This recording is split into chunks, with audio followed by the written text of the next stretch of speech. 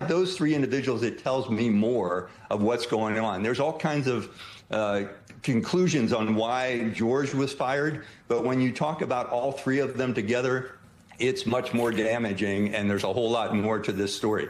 They were standing up for something. I don't know what the issue was, but when you hear Secretary Hegseth say that soldiers are fighting for Jesus, which is what he said in a speech the other day, that just chills me to the bone, especially when you have soldiers and all military personnel who are of other faiths, and it's on Passover weekend. It just doesn't make sense to me, and it's just despicable.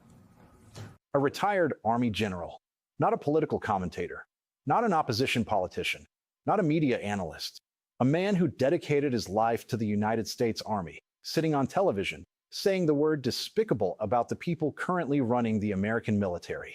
And this was just the opening.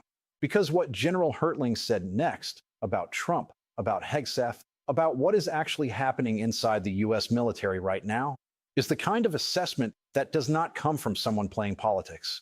It comes from someone who has seen enough to know when something has gone badly wrong.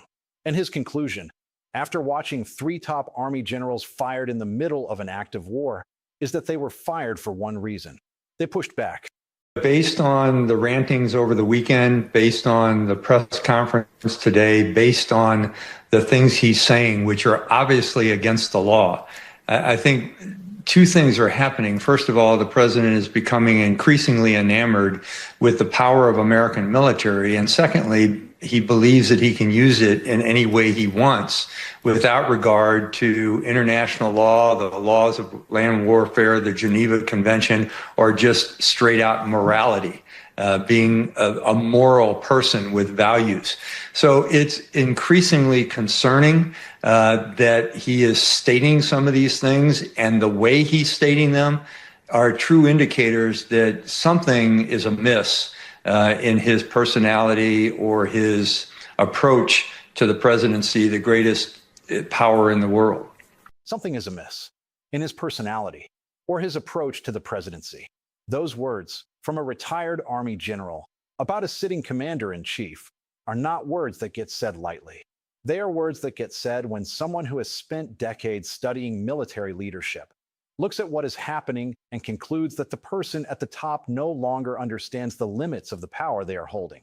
And this is happening in the second month of an active war, a war where 2 aircraft were shot down this weekend, where a missing airman spent 24 hours evading capture, where the Pentagon is reportedly weighing a ground invasion, and where the Defense Secretary just fired the Army Chief of Staff effective immediately.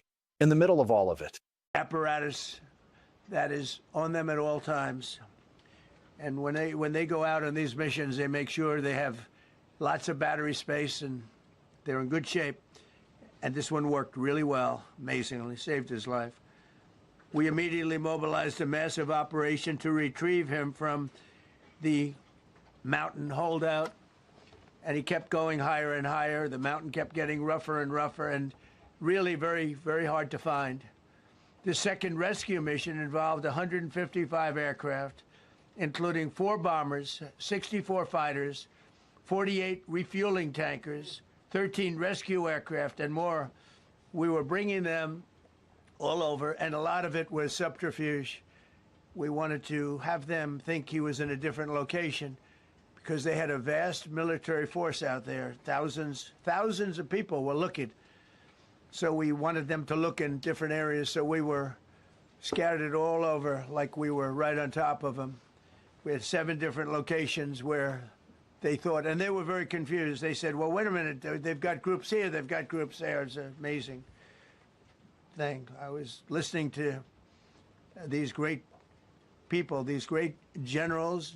General Kane was amazing, and Pete Hegseth was amazing. But I listened to the whole thing. It was pretty amazing. 155 aircraft.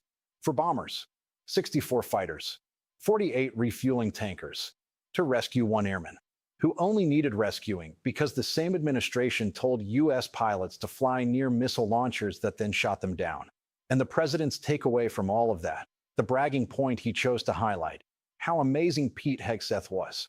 That is the press conference General Hertling was responding to. And the contrast between what that press conference was celebrating and what it was actually revealing about the state of this war is the story that nobody in that room appeared willing to say out loud. Here is the full breakdown of everything that happened this week, and why a retired Army general finally decided he had seen enough. Start with the facts. Defense Secretary Pete Hegseth fired Army Chief of Staff General Randy George on Thursday, along with two other top Army generals, General David Hodden and Major General William Green. All three gone. The official framing: a retirement effective immediately. CNN reported that senior Army leadership had been caught completely off guard. One U.S. official said directly, "It doesn't feel like a very thought-out decision." That quote from inside the Pentagon about the firing of the Army's most senior general in the middle of an active war. But here is what General Hertling added to that picture.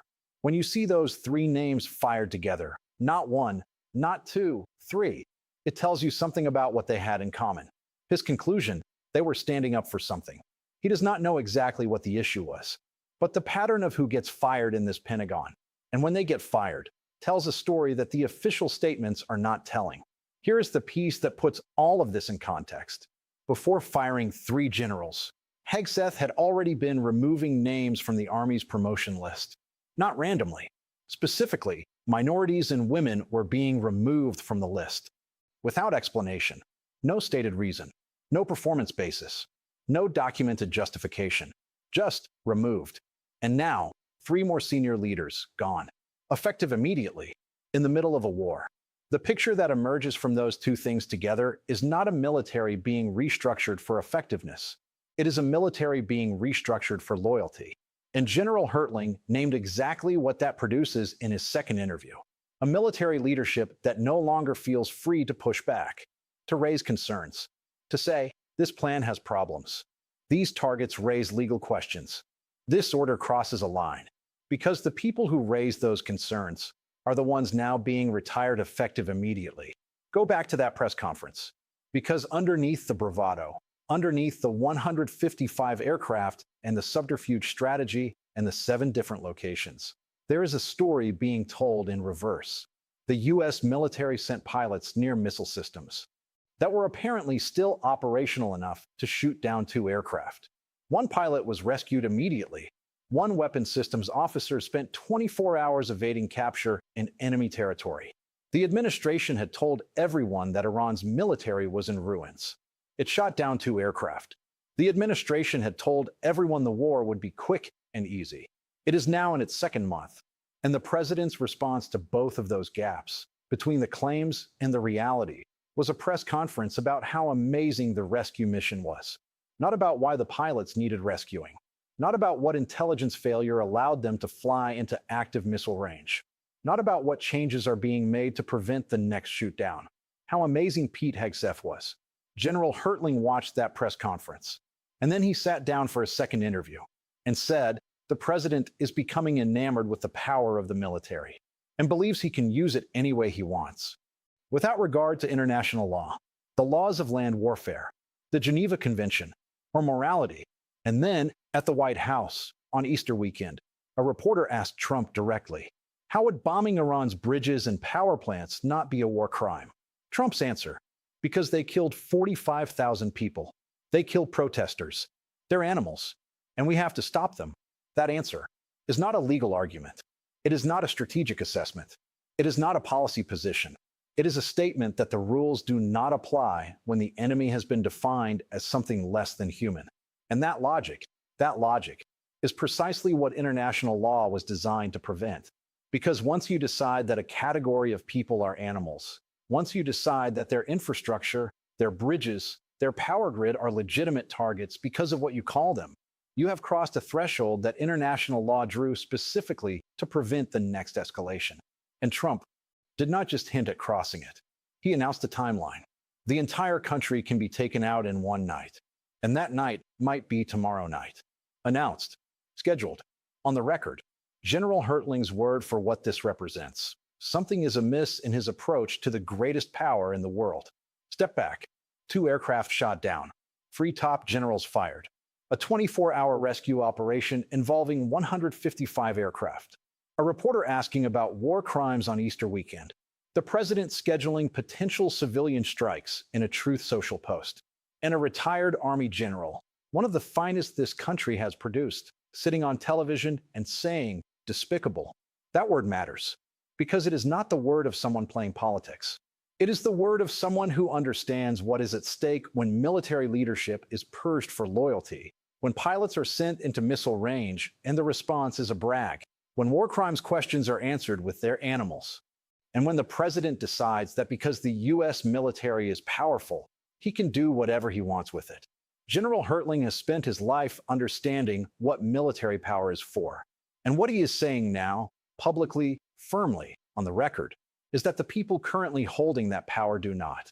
Subscribe for sharp, clear analysis of every development as this war evolves. Because the gap between what is being claimed at press conferences and what is actually happening inside the U.S. military right now is the story that matters most. And if you find this helpful, subscribe, hit the bell.